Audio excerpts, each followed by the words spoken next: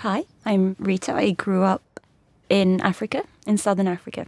And we had a TV, a really huge box, and a video. But national TV started at 5, it ended at 10.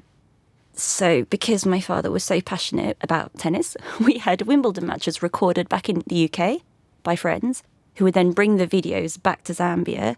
So we'd follow it in the newspaper, but in terms of actually getting to watch a match, it was videotapes after the event.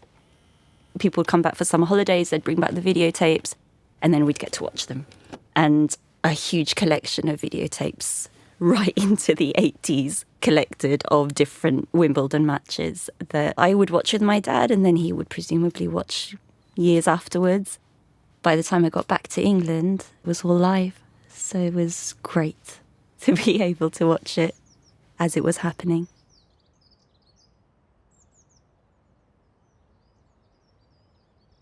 My name is Jean Bevell. I came here in the 60s. We lived in Penge, and we lived in a 2-bedroom flat in the basement. My mum had 6 kids then. And we had the TV, black and white TV in the corner, and we were allowed to watch TV then if my mum went to work and my dad, because they work in shifts and stuff. So I was in control of everybody else. I was running the house. In those days, there was no central heating. We only had paraffin, and we just had a good time. Although we were poor, we didn't realize how poor we were until now, but it was really fantastic then. My first memories of Wimbledon was when Arthur Ashe was playing. It was all of us, my 4 sisters and 2 brothers. I don't think my mum was there. It was really good to be able to sit down and watch that. And when he won, we were shouting and screaming because a black man had won. To us, it was something then because really and truly we didn't see many black people achieving anything. But to see him taught us something. And it also taught us that you can get anywhere where you want to, no matter what. So that's one of my first memories.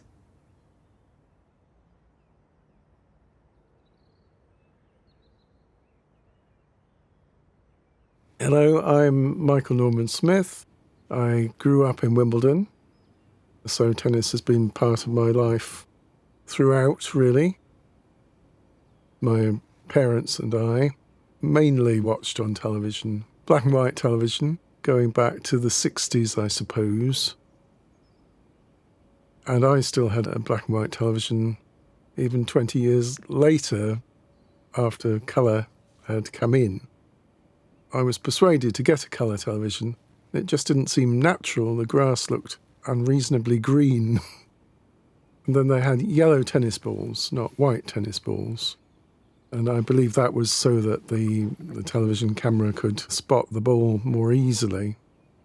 My mother and I, we used to support, of course, Tim Henman, and my mother would encourage the opponent to play a double fault. So double, she would say.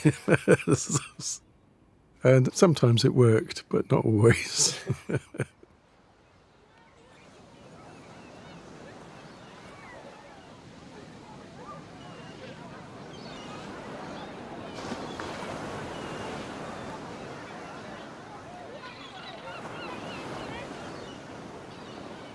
I'm Thomas Moulton, and I've been living in Wimbledon for the last 40 years. I particularly remember the 1976 match. We went down to the seaside for a picnic. We wanted to follow the match. It was Bjorn Borg in his first final that he won. As memories go, for starters, if I'd listened to that match today, I'd think of how the diction and the tone of the commentary on the radio is different from what it is today. It was very much the stock BBC tone. The vocabulary used may have been a little bit reminiscent of the 50s and 60s.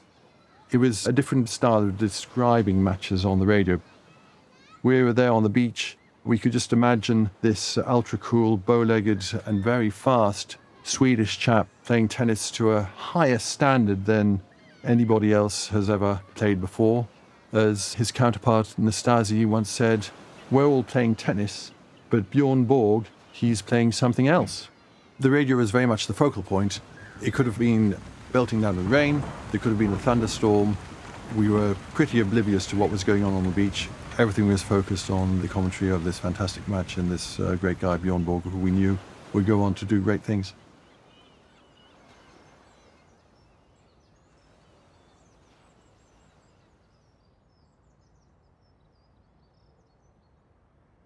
My name is Genovese Alvarez. I was born in a Portuguese colony. It was called Goa. I was there for a little while, and then we went to the city called Bombay then, and now it's called Mumbai. And I went my schooling there, and I had a lot of friends. And then I had to get married. I met a nice young man who was on a holiday. And I got married and went to Africa, Nairobi, Kenya. I was there for 9 years, and I had 4 children there. And we came to England in 1977. And I knew nothing about tennis. So when I came to England, I very slowly on the TV noticed that tennis was going on. And I kept watching every June, July, I think it was. Then my children started watching it. And that's how I knew tennis existed. I watched it on television. It was given to us by a friend because we didn't have lots of money. Small television, not very big, horrible old one. And we used black and white. And we used to watch. Then I took an interest in watching tennis.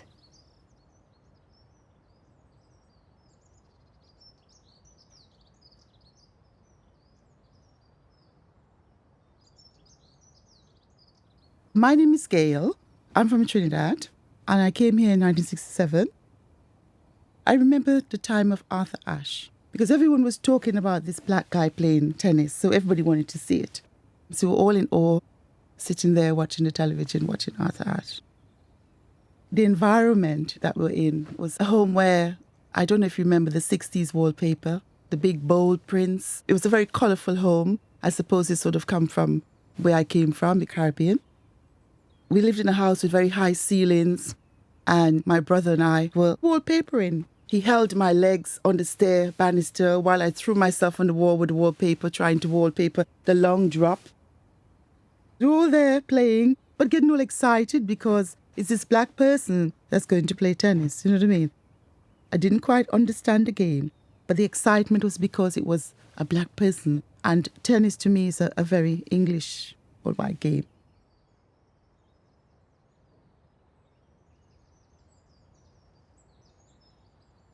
I'm Clifford Birch. I work as a procurement manager. Well, first and foremost, I've always tended to enjoy sport more on television. I remember watching black and white programmes still in the late 60s, and it would sometimes say when a new programme was coming up, this will be broadcast in colour. You know, it might have been something like Danger Man or The Avengers, and it said that the following programme will now be broadcast in colour. And I used to say to my mum and dad, oh, great, look, we're going to watch it in colour. And they said, oh, no, we're not, because we've only got a black and white set. But I suppose by the time my parents got their colour television, about 71, 72, everything was in colour. I suppose the thing that struck me with watching it in colour was the wonderfully manicured lawns, the stripes and everything else. That did stand out. And it was something, you know, my mother, who was always quite interested in tennis, but a keen gardener as well, used to say, oh, what a lovely lawn, you know. The wonderfully manicured stripes would be something you'd enjoy more on a colour set, obviously, than black and white. My first memories, I really got into tennis, I suppose, when I started playing it. And once I started playing it, I was about 15 or so. I then got interested in watching it. I suppose the first final I really remember, Bjorn played John McEnroe. It was interesting insofar as Bjorn Borg was always known for showing no emotion, being very calm, very collected, never reacting angrily, you know, super calm under all circumstances. And as that match progressed, and it was neck and neck, and it looked like it might go McEnroe's way, for the very first time, Bjorn Borg started to show strain on his face and worries and concerns. It was the very, very first time we'd ever seen him at this top level start to show some sort of feelings. And it struck one, you didn't need the commentator to see it. That was captured, of course, on television. And he did go on to win, of course.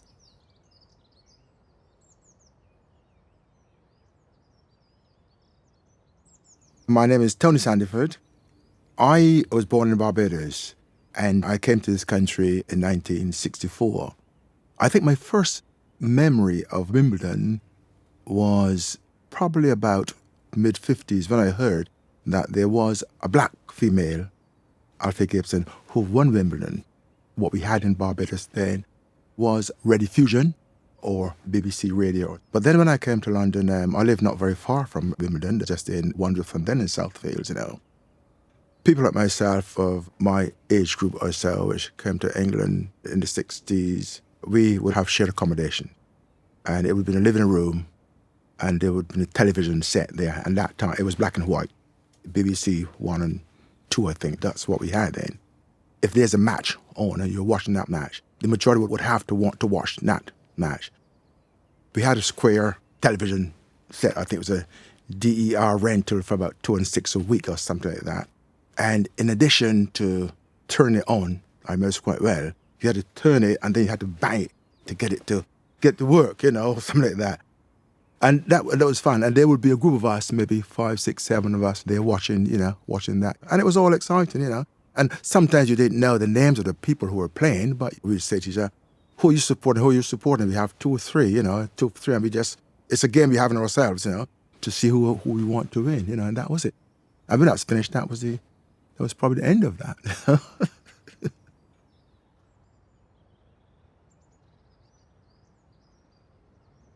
My name is Bibi, and I was brought up in Guyana, in South America.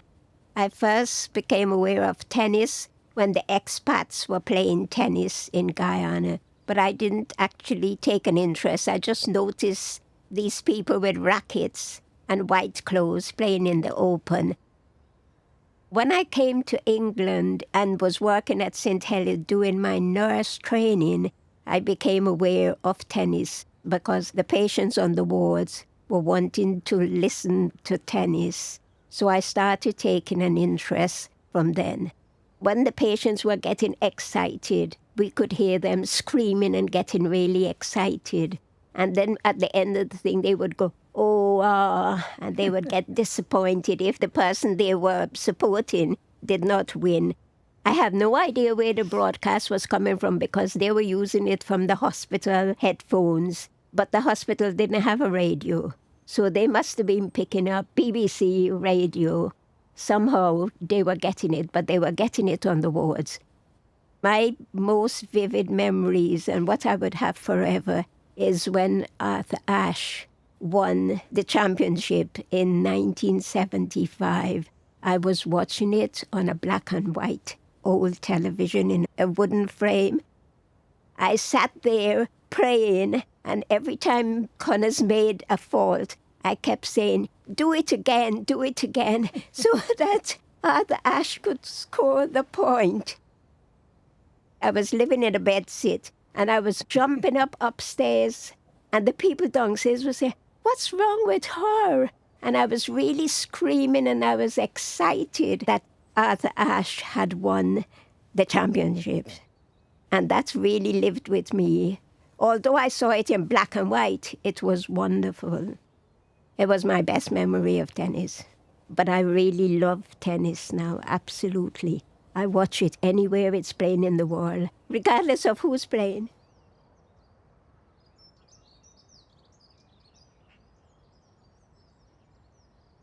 Hi, I'm Beck. Always been a fond follower of tennis. We did have TV in my childhood years. It was the kind of, you had to fine-tune it with the little stick. Fortunately, I was growing up with a TV and colour TV generation. I think my earlier memories of Wimbledon, my mum and dad weren't really into tennis. My dad was always working at the CAF anyway. They came from Cyprus, my parents, so they didn't really get the Wimbledon vibe. I do remember as a 10-year-old, we used to have these really sad things actually while we were watching tennis when the plane would fly over centre court because we lived in Croydon. Then, like 30 seconds, we'd run out into the garden and can hear the plane flying over us. Or when it started raining at Wimbledon, then suddenly it rained at us. I don't know why, but as a 10-year-old, you found that quite fascinating, that you could watch and hear the plane and the next minute it's raining.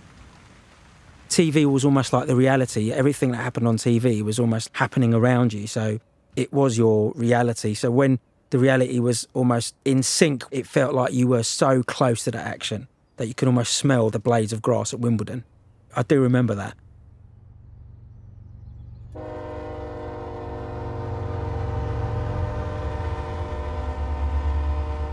I'm Sabitri. I live locally, but originally I'm from India. I have got one strong memory. I think I was 6 years old, 1987. We were going to Calcutta to Delhi in Rajdhani Express. Because with a time difference, we have 6 hours. My father took a tiny little radio. Because those days in the train, you don't get always radio, TV. So he didn't rely on anyone. He took his own. So you were listening. I think up to 2 o'clock to 2:30. And not only our family, other people joined us. In the train, sometimes the reception is bad. And I have seen that my father used to get angry and slapping on the radio. My father started screaming, "Come on, Martina, come on, Martina." She was so aggressive, her serve, her vault, everything. And Steffi Graf, she was cool but aggressive. We was just screaming, shouting, "Martina, come on, Martina, come on." She defeated Steffi Graf. So we were all happy. That is my strong memory. And since then, I don't miss any tennis. US Open, French, Australia, here, I don't miss. I'm glued in front of the TV.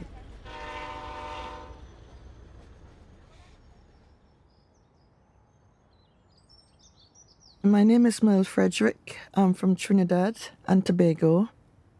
Came to England in 1960 when I was 15 years old. And I went to Hurlingham Secondary School in Fulham. And that was my first introduction to tennis. I loved the game. Still do not understand too much about tennis, but I still love the game. And seriously was when Virginia Wade, her being a woman and being British, I became even more interested because anything that promotes women, it interests me. So I remember watching that and being very excited when she won. I was in my living room. I really can't remember if I was on my own or who I was with watching it. But basically I sat down to watch it because it was the first British woman for about 70-something years, I think it was. So that got me really excited and really, it's like, come on, you've got to win it. Come on, you've got to win it, And when she won, it was like really, the way I can describe it was like carnival.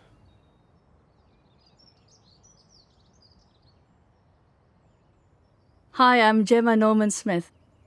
My earliest memories were when Mum is shouting from the kitchen to say, "Oh, McEnroe has done it. He's shouting, he's thrown his racket." So we children would come in and watch him because there was more drama to tennis rather than ball going left to right. And none of us knew why it was. We would come and watch that. And when the rain fell, and Mum said, "That's it, you're all going back to your studies now." We said, "Oh, come on, where does this rain? It's no monsoon season there, is it?"